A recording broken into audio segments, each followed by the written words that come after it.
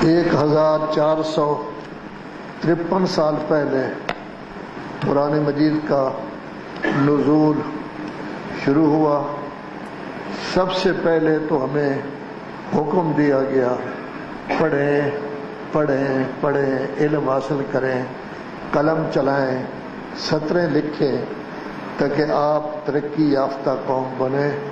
کوئی قوم اس وقت تک ترقی یافتہ نہیں بن سکتی جب تک اس کے پاس علم نہ ہو، اور علم صرف نماز روزے کا قرآن مجید میں نہیں، اس کے لیے صرف 600 آیتیں ہیں۔ نماز روزے احکام جتنے بھی ہیں ہمارے، جن کے 52 شعبے بنتے ہیں، ان کے لیے صرف 600 آیتیں ہیں۔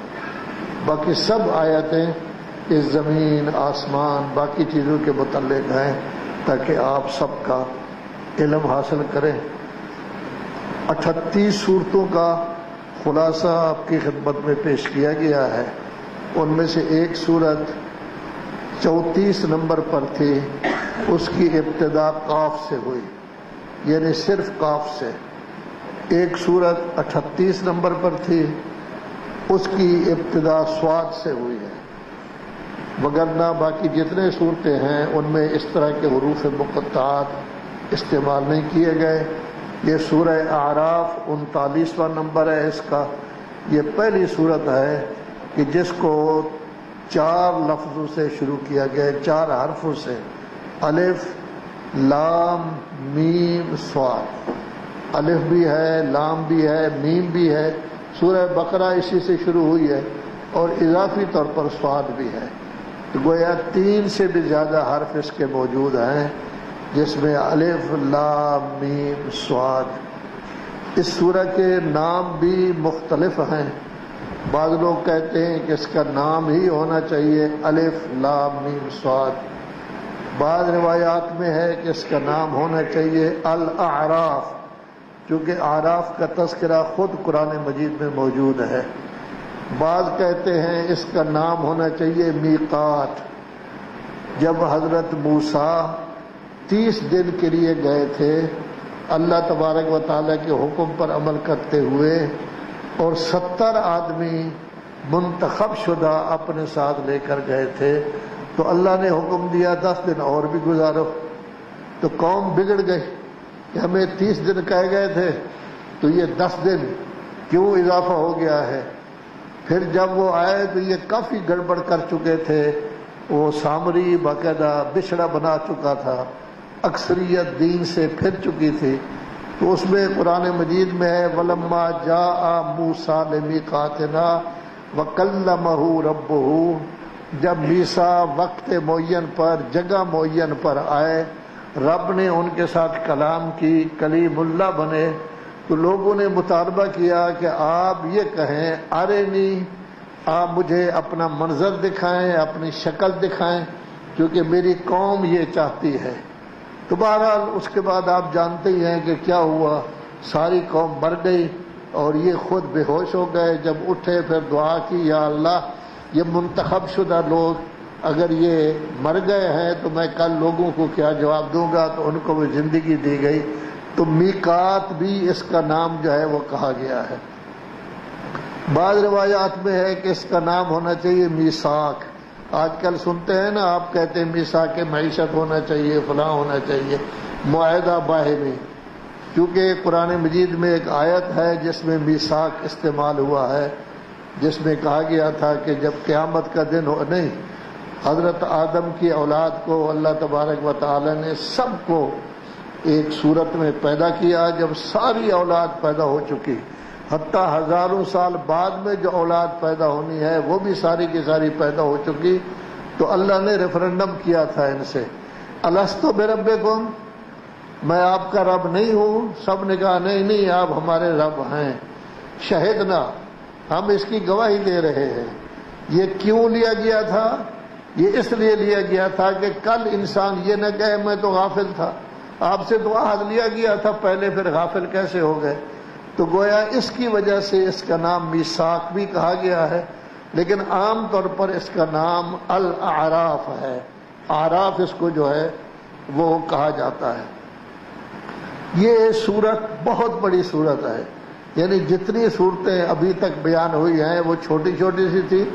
صرف سورہ صاد وہ تقریباً 1/4 قرآن ہے، لیکن یہ سورہ جو ہے یہ تقریباً پورا ایک پارہ بن جاتی ہے. 8ویں پارے سے شروع ہوتی ہے یہ، اور 9ویں پارہ سے تھوڑا سا حصہ رہتا ہے یہ پہنچتی ہے. اور اس سورت کی 206 آیتیں ہیں. اس میں بڑی اہم چیزیں جو ہیں وہ ذکر کی گئی ہیں. ایک تو یہ ہوگا کہ جب قیامت کا دن ہوگا آپ لوگ وہاں دربار خداوندی میں بیٹھے ہوں گے، جنت میں آپ کا محل ہوگا، آرام سے بیٹھے ہوں گے، گاؤ تکیہ لگے ہوئے ہوں گے، اور حور و غلمان وہاں موجود ہوں گے. ہر قسم کا میوہ، ہر قسم کا فروٹ آپ کے سامنے پیش ہوگا، حتیٰ کہ آپ کو اٹھ کر فروٹ جو ہے وہ اٹھانے کی ضرورت ہی نہیں. آپ کے پاس وہ شاخ آ جائے گی، آپ چاہیں گے وہ ٹوٹ کر آپ کے سامنے آ جائے گا. اب آپ نے ذرا تھوڑی سی زحمت کرنی ہے، اس کو اٹھا کے اپنے دہنے شریف میں ڈال لینا ہے تاکہ آپ کھا سکیں. اس وقت ایک کلمہ آپ سب لوگ بولیں گے، الحمدللہ الذی ہدانا لہذا. تمام تعریفیں اس اللہ کی ہیں جس کی راہبری سے ہم اس سٹیج تک پہنچے کہ آج ہم جنت میں بیٹھے ہوئے ہیں. بعض اوقات انسان کہتا ہے نا میرا اپنا عقل، میری اپنی سمجھ، اپنا عقل سمجھ کام نہیں دیتی، کیونکہ دنیا بڑی عیار ہے. خود انسان یہ کہے گا الحمدللہ الذی ہدانا لہذا، اللہ کی راہبری سے. پھر کہیں گے ما کنا لنہتدی لولا ان ہدانا اللہ. اللہ اگر آپ کی راہبری شامل نہ ہوتی ہم کبھی ہدایت یافتہ نہ ہوتے. اس کو کہتے ہیں توفیق خدا. توفیق خدا شامل تھی، ہم ہدایت یافتہ ہو گئے، وگرنہ وہ دنیا جس میں برائی ہی برائی ہے، اس تمام برائیوں سے اپنے آپ کو بچا کر صاف ستھرا رہنا یہ در حقیقت توفیق خداوندی. ہم اور آپ تو غیر معصوم ہیں. حضرت یوسف یہ کہتے ہیں یا اللہ اگر آپ کی توفیق نہ ہوتی تو میں بھی بگڑ جاتا، میں بھی غلط لوگوں میں سے ہو جاتا. تو حضرت یوسف تو نبی تھے، جب وہ کہہ رہے ہیں آپ اور ہم تو کچھ بھی نہیں ہیں لولا، اس میں وہ یہ کہیں گے کہ اگر اللہ تیری ہدایت نہ ہوتی تو ہم کبھی ہدایت یافتہ نہ ہوتے. یہ کلمہ اس وقت انسان کہہ رہا ہوگا. گویا پوری زندگی کا خلاصہ ہے کہ اگر زندگی میں غلط کاریوں سے بچا رہا ہوں تو صرف رہبری خدا تھی، توفیق خدا تھی، اور اگر خدا کی رہبری نہ ہوتی تو میں کبھی نہ بچ سکتا. دوسری آیت میں نے ایک دفعہ ذکر کیا بھی تھا، میرے خیال میں گزشتہ جمعہ میں یہ کب ذکر کیا تھا کہ کچھ لوگ، زیادہ تر لوگ تو جنت میں جائیں گے، جہنم میں تو خیر بہت زیادہ جائیں گے. کچھ لوگ ہوں گے شخصیتیں کہ جن کو جنت تو نہیں دی جائے گی، اعراف میں جائیں گے. یہ اعراف بھی بڑی اچھی جگہ ہے. اس طرح سمجھے کہ مری کی طرح نہیں ہے جنت ہو، لیکن 63 سجدہ کی طرح جو ہے وہ لا محالہ یہ ہوگی، وہاں یہ جائیں گے. اس کا ذکر قرآن مجید میں ہو رہا ہے. اعراف کا تذکرہ قرآن مجید میں صرف 2 دفعہ ہوا ہے، اور وہ بھی صرف اسی سورہ میں، جس میں کہا گیا ہے وَعَلَى الْأَعْرَافِ رِجَالٌ. اعراف میں ایسی شخصیتیں موجود ہوں گی جو ہر کسی کو اس کی اپنی خصلت کے مطابق پہچان رہی ہوں گی، اور وہ شخصیتیں جو ہیں وہ یہ کہیں گی اس کو بھی اعراف میں بھیج دیں، اس کو بھی اعراف میں بھیج دیں، اس کو بھی اعراف میں بھیج دیں. تو اعراف میں وہ لوگ آئیں گے جن میں کوئی کمی ہے جس کی وجہ سے وہ جنت میں نہیں جا سکتے، تو ان کو اعراف میں جو ہے وہ بھیجا جائے گا. تیسری چیز جو اس میں بیان کی گئی ہے وہ یہ ہے کہ حضرت آدم کی پیدائش سے پہلے اللہ تبارک و تعالی نے پوری ذریت کو پیدا کیا. آدم کی جتنی اولاد ہونی ہے ساری کی ساری کو پیدا کیا، اور پیدا کرنے کے بعد جب یہ سب سامنے آ گئی تو اللہ نے ان سے ریفرنڈم کرایا الستو بربکم، کیا میں تمہارا رب نہیں؟ تو سب یہ کہیں گے نہیں یا اللہ آپ ہمارے رب ہیں. ہم اس کی گویا کہ کیا دیتے ہیں، گواہی دیتے ہیں. یہ کیوں کیا گیا کہ جب قیامت کے دن ہوگا اگر کوئی یہ کہے گا یا اللہ میں غافل تھا، غفلت میں تھا، مجھے پتہ نہیں چلا، تو کہا جائے گا آپ سے تو عہد لیا گیا تھا، میثاق لیا گیا تھا، اس وقت تو آپ نے بلا کہا تھا، مجھے رب مانا تھا، پھر غفلت میں کیسے؟ یہ کچھ لوگ قیامت کے دن کہیں گے اصل میں ہمارے ماں باپ مشرک تھے، ان کی وجہ سے ہم مشرک ہو گئے۔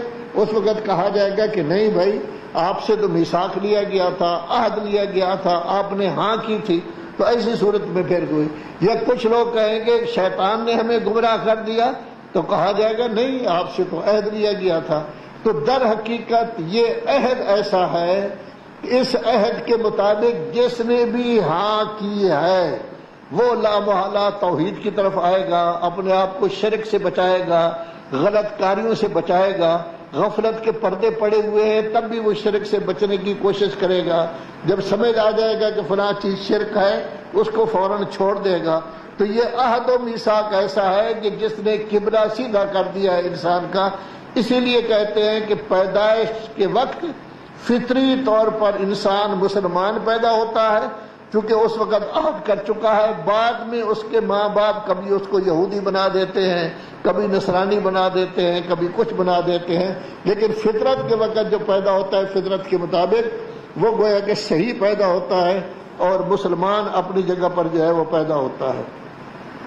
چوتھی چیز جو سب سے بڑی ہے، آپ اگر قرآن مجید کا مطالعہ کریں، عادت ڈالیں ہر روز قرآن مجید کرنے کی، کبھی بیٹھ جائیں شمار کر لیں کہ اللہ کا نام قرآن مجید میں کتنا ہے، شمار کر لیں رب کا لفظ قرآن مجید میں کتنا ہے، رازق کتنا ہے، اللہ کے باقی نام قرآن مجید میں کتنے ہیں، تو آپ دیکھیں گے کہ شاذ و نادر ہی کوئی صفحہ ہوگا کہ جس میں اللہ، رب، رحمان، رحیم ان کا ذکر نہ کیا گیا ہو۔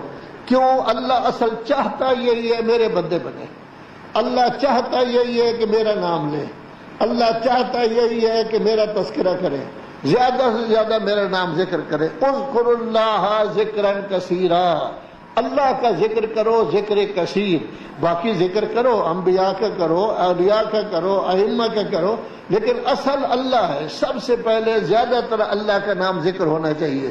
یہ نہیں ہے کہ اللہ کو آدمی بھول جائے اور کہے کہ میں صرف انبیاء اولیاء کا ذکر کر لوں گا میرے لیے کافی ہے، یہ کافی نہیں۔ یہی چیز بعض اوقات انسان کو شرک کی طرف لے جاتی ہے۔ پہلے نام ذکر کیا جاتا ہے انبیاء اولیاء کے زیادہ، پھر آدمی یہ کہتا ہے میری تمام معاملات انہی کی وجہ سے پورے ہو جاتے ہیں، مجھے اللہ کی ضرورت ہی نہیں۔ جب اس سٹیج تک پہنچ جائے تو پکا مشرک ہے۔ جب کہے کہ ان کی وجہ سے ہو جاتا ہے، مجھے کسی کی کوئی ضرورت نہیں ہے۔ ہمارے برادران اتنے نیچے چلے گئے، وہ ہر پیر فقیر کو مانتے ہیں، وہ کہتے ہیں انہی کی وجہ سے ہمارا کام ہو جاتا ہے، ہمیں اللہ کی کیا ضرورت۔ ہمارا درجہ بہت بڑا ہے، ہم انبیاء اولیاء ائمہ تک رہ گئے، ہم کہتے ہیں ہمارے کام جو ہے وہ ان سے ہو جاتے ہیں۔ لیکن یاد رکھیں قرآن یہ کہتا ہے، اللہ یہ کہتا ہے کام میری طرف سے ہوتے ہیں، کسی کی طرف سے نہیں ہوتی، یہ میری توفیق ہوتی ہے، یہ میرا رحم ہوتا ہے، میرا کرم ہوتا ہے، میرا فضل ہوتا ہے، جس کی وجہ سے یہ چیزیں جو ہے وہ اپنی جگہ پر ہوتی ہیں۔ خاص طور پر اس طرح کی چیزیں جو عام طور پر آپ سنتے رہتے ہیں، اور ماشاءاللہ اس وقت مومنین بھی بڑے نیک مقدس پرہیزگار نعرے لگا رہے ہوتے ہیں، جی بارگاہ رسالت مآب میں ذکر کیا گیا، انہوں نے کہا نہیں اولاد ہو ہی نہیں سکتی۔ امیر المومنین کی بارگاہ میں ذکر کیا گیا جی اولاد ہو ہی نہیں سکتی، لیکن جب وہ امام حسین کے پاس گیا تو انہوں نے 7 پتر دے دیے، 7 بیٹے راہب کے جو ہے وہ ہو گئے۔ اور ہم اس پر خوش ہوتے ہیں کہ جو کام رسول اللہ سے نہیں ہو سکا، بیچارے رہ گئے، کمزور پڑ گئے، ان سے نہ ہو سکا، اور جس کو غالب علی کل غالب ہم کہتے ہیں، امیر المومنین سے بھی کام نہیں ہو سکا، وہ کہتے ہیں لکھی ہوئی نہیں ہے تیری اولاد، ہو ہی نہیں سکتی۔ لیکن کیا کہنا عظمت حسین کا، رسول اللہ سے بھی بڑھ گئے، علی سے بھی بڑھ گئے۔ رسول اللہ کہتے ہیں ابوہما افضل منہما، یہ جوانان جنت کے سردار ہیں لیکن علی ان سے افضل ہیں۔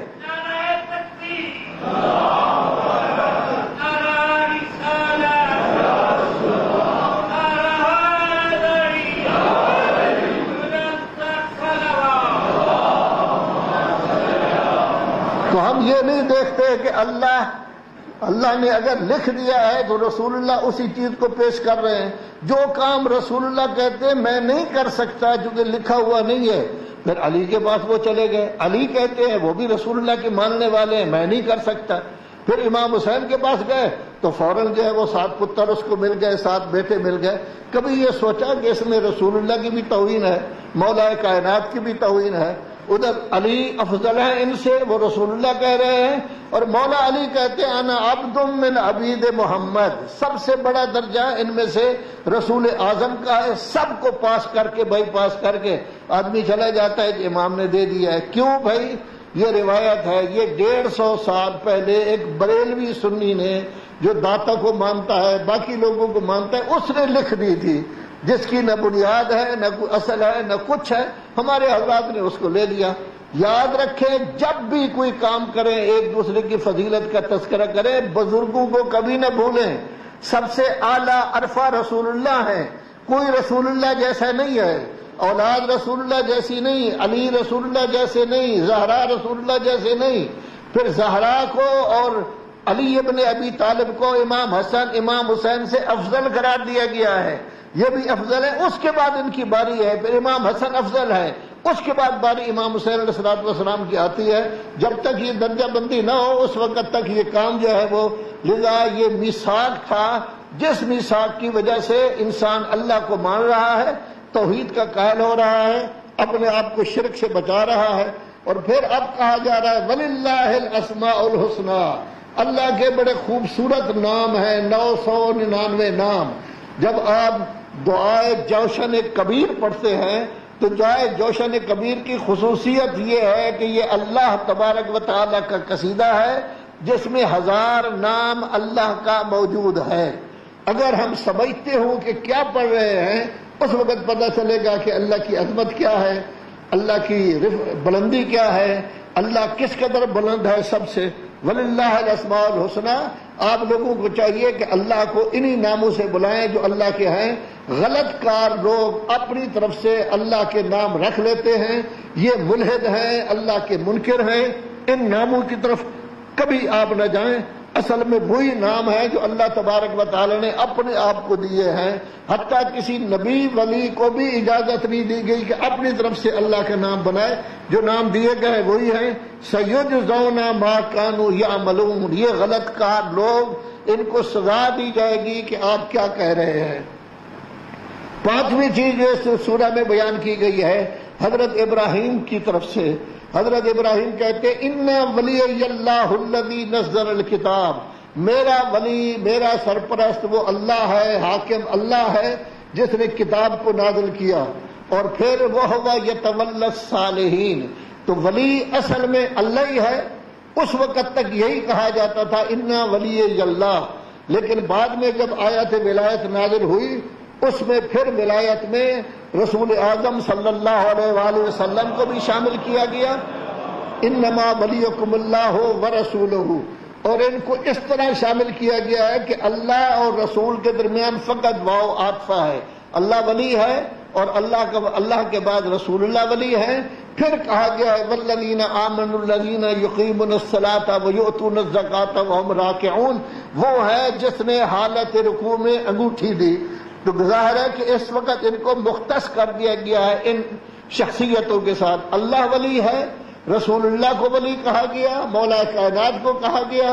ہمارے برادران نے ولی کے لفظ کو اتنا جا کے گندا کر دیا کہ ہر مجذوب، ہر ننگا ننگ دھڑنگ بیٹھا ہوا پاگل جو بیٹھا ہوتا ہے اس کو کہتے ہیں اللہ کا ولی ہے۔ کوئی دیوانہ نظر آ جائے تو اللہ کا ولی ہے۔ ولی کا لفظ بہت اونچا ہے، جس کے بارے میں ابراہیم کہہ رہا ہے میرا ولی صرف اللہ ہے جس نے کتاب نازل کی، وَهُوَ يَتَوَلَّى الصَّالِحِينَ۔ لیکن اللہ نے پھر فرمایا ہے کہ رسول اللہ بھی ولی ہے اور مولا کائنات بھی ولی ہیں، اور انہی کی ولایت کا اعلان تھا جس کی وجہ سے دین کو کمالیت کی سند حاصل ہوئی ہے۔ تو گویا یہ ولی ہیں، ان لوگوں نے ولی کو جو ہے وہ خراب کرنے کی کوشش کی ہے۔ اصل یہی ہے۔ سورہ اعراف کا پڑھنا بہت زیادہ ثواب ہے۔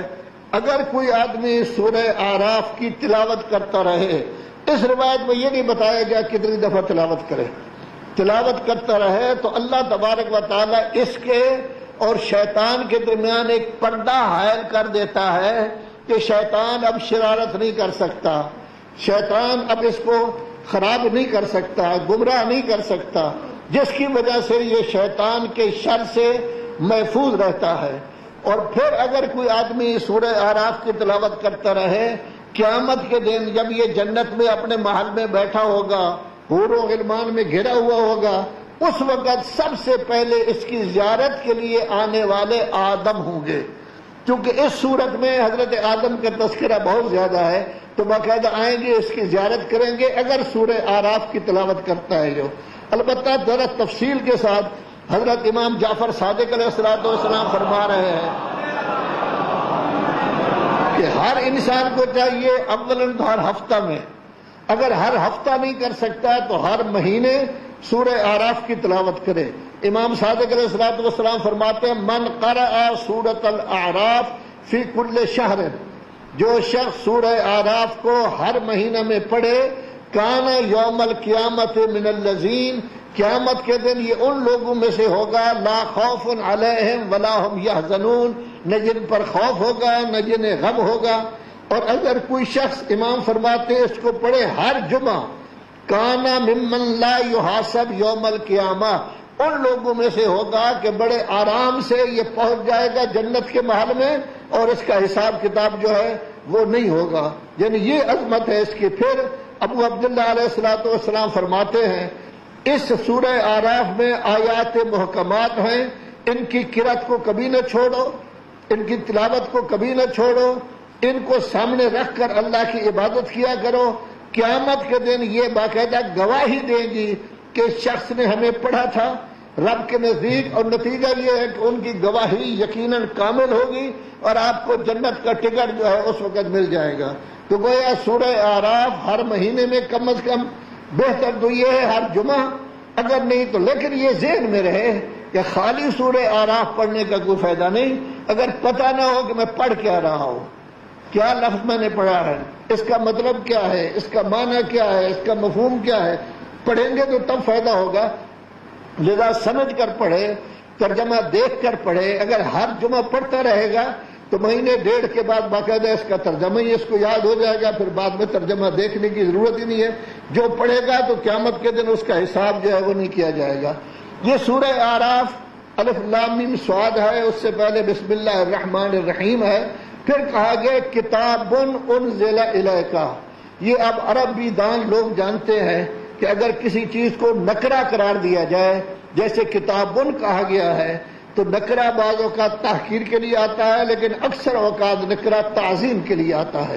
تو ایسی صورت میں گویا کہ کتاب کی تعظیم کی جا رہی ہے۔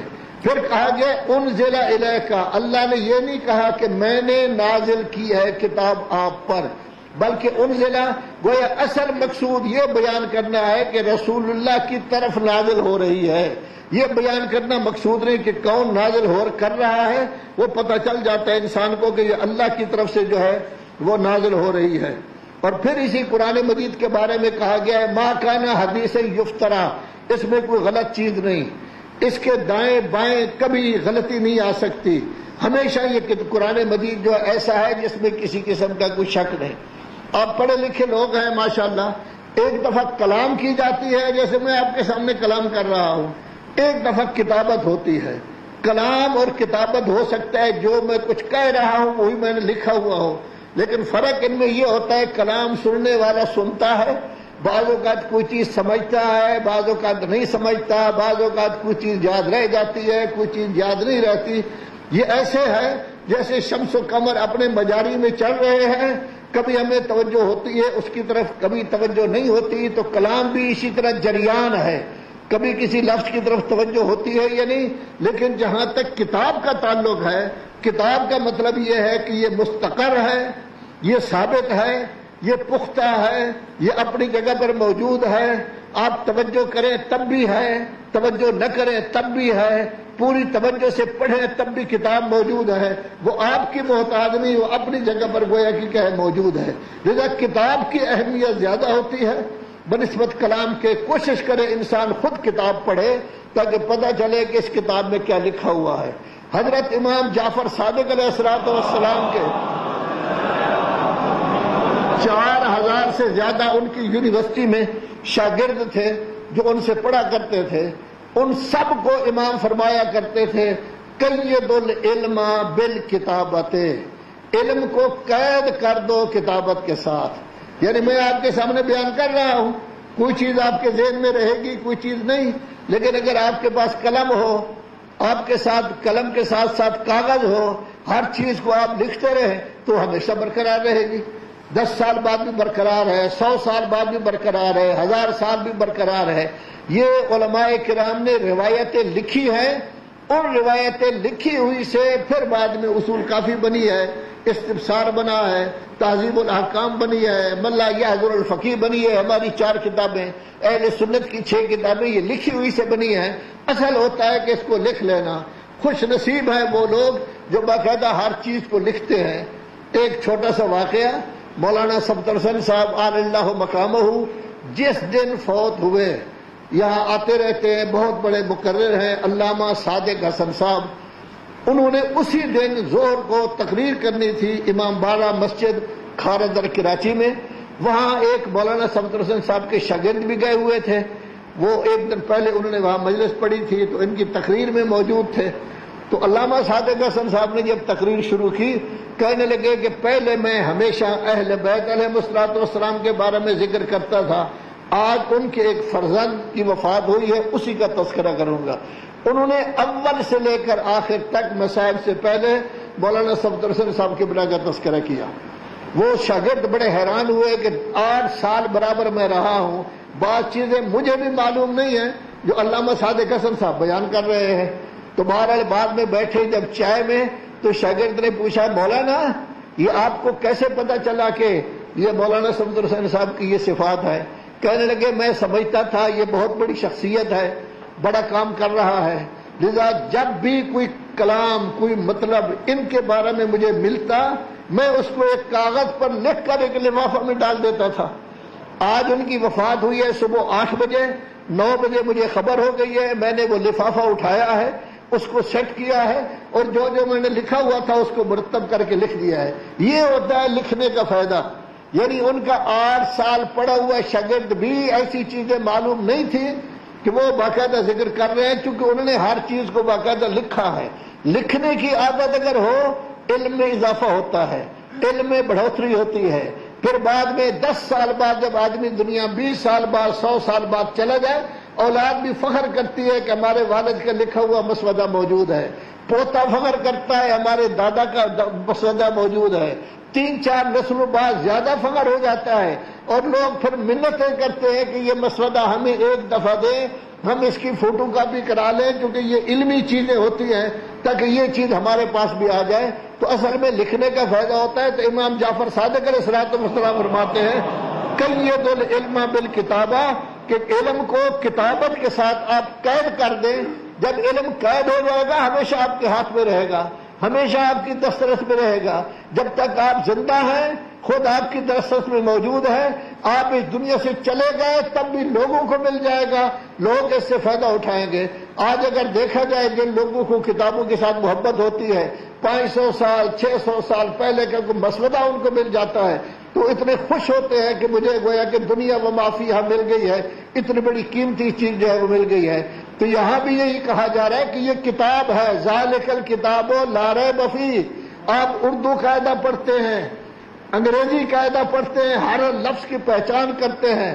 خدا را جب قرآن مجید پڑھیں تب بھی ہر لفظ کی پہچان کریں، ہر لفظ کو سمجھنے کی کوشش کریں، ہر مطلب کو سمجھنے کی کوشش کریں. یہ ہمارا آئین ہے، یہ ہمارا ضابطۂ قانون ہے، یہ ہمارا قانون ہے، یہ ہمارا ضابطۂ حیات ہے. جب تک ہم اس کی طرف توجہ نہیں کریں گے خالی خونی ہم مسلمان ہوں گے. لیکن جب ہمیں اپنی کتاب کا ہی پتہ نہیں ہے تو ہمیں یہ بھی پتہ نہیں ہوگا کہ ہم نے کیا کرنا ہے کیا نہیں کرنا.